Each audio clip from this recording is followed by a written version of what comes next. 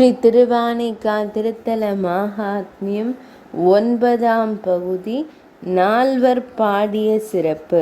திருஞான சம்பந்தர், திருநாவுக்கரசர், சுந்தரர் முதலிய தேவாரம் பாடிய சான்றோர்களும் மாணிக்க வாசகரும் தம்முடைய நூல்களில் இத்திருத்தலத்தினை குறித்து பாடியுள்ளனர்.